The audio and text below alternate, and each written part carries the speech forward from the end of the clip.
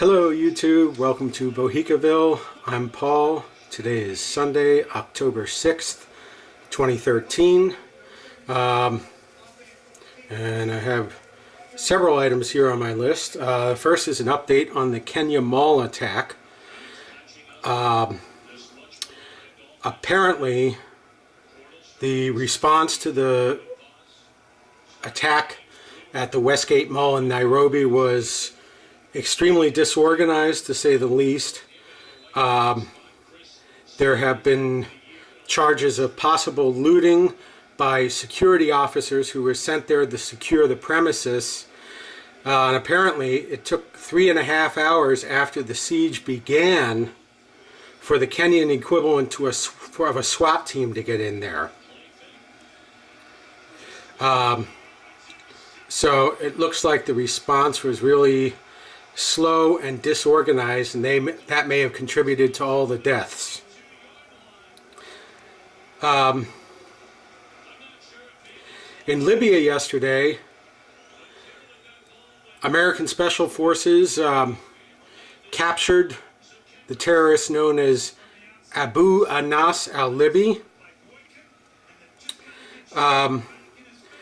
He was indicted in the year 2000 as being part of the 1998 bombings of the U.S. embassies in Kenya and Tanzania. However, some witnesses, including al-Liby's own son, say that they recognized Tripoli accents, Libyan accents, among the people who took his father. So it may have been a combination of American and Libyan forces.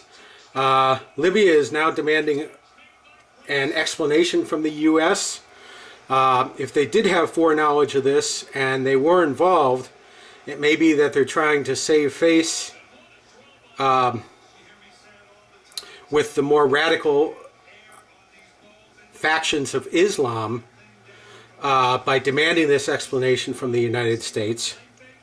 Or it could be that they really didn't know anything about it. Either way, this guy has been wanted for 13 years for attacks that occurred 15 years ago. So I think that's a good thing that we got him. Meanwhile, in Somalia, U.S. Navy SEAL Team 6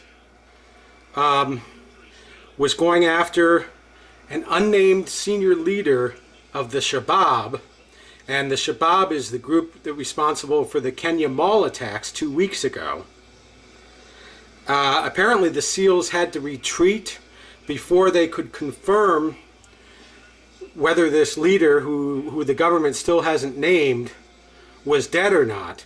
They expected a much bigger they got a much bigger firefight than they were expecting. So my question is, why are we getting in the middle of things in Somalia again? Haven't we learned our lesson in Somalia?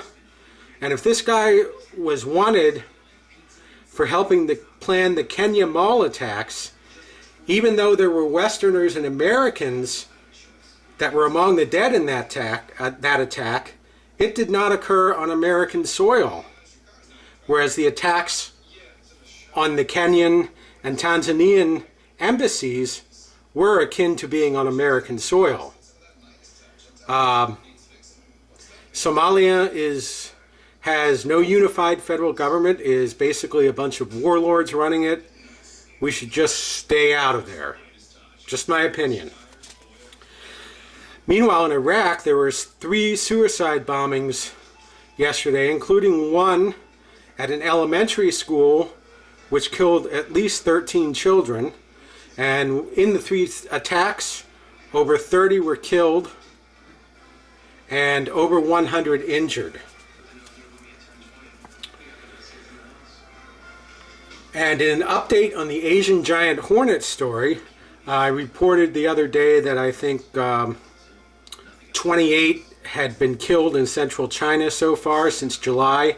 That number is now up to 41. in attacks by Asian giant hornets. 206 are still hospitalized, 37 in critical condition. Apparently the venom from these Asian giant hornets is so toxic that it can actually melt your skin. And there have been sightings of these hornets in other countries and other regions throughout the world, including in several spots here in the United States of America. So hopefully we're not going to get a huge outbreak of them here, because apparently they don't attack unless they're disrupted, unless their nest is somehow disrupted. But if you accidentally disrupt their nest, they can fly at up to 25 miles per hour, and once they start attacking, they are relentless. And apparently 30 stings by these Asian giant hornets can be enough to be lethal, or at least put you in serious condition in the hospital. They basically look like gargantuan versions of wasps.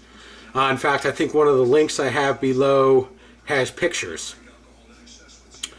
Meanwhile, in government shutdown news, House Speaker John Boehner has said that he will not budge unless President Obama agrees to negotiate on the health care measures. Otherwise, Boehner is not going to budge on reopening the government. So, John Boehner has chosen this time to take his testicles along to Washington, D.C. with him instead of leaving them at home in Ohio. Kind of a funny time to do that, considering that on October 17th, we hit the point where we may be in real trouble, where we may start defaulting on our loans, and that's when we really may have start having economic troubles. Right now, it's not a big problem. On October 17th, it could become a big problem. And finally, for now, in a story about the continued idiocy in our public school systems, this comes from Grand Rapids, Michigan. Apparently one of the Grand Rapids school systems, the Zeeland school system, has sent home a note on October 2nd, Wednesday of this week, to parents of kindergarten students saying that tag will not be allowed on the playground anymore because children can run in packs and push and shove and they can hurt each other. And then on Thursday, October 3rd, apparently after receiving phone calls from parents, a clarification was sent out from the school saying that they just want the children to treat each other with respect, kindness, and with safety in mind. Well, I agree with that notion of teaching children to treat each other with respect, kindness, and safety in mind, but I don't think the way to do that is by banning a game of tag. I do not remember ever being injured in a game of tag throughout my entire childhood. Maybe the best way we can teach children respect, kindness, and to have safety in mind is by example. How do children learn? They learn by watching adults. Maybe if we adults start treating each other with a little respect, kindness, and safety in mind, then maybe the kids will take the cue and they'll start treating each other with a little bit more respect and kindness. In fact, maybe our United States Congress could start treating each other with a little more respect and kindness. That's all for now. Ciao.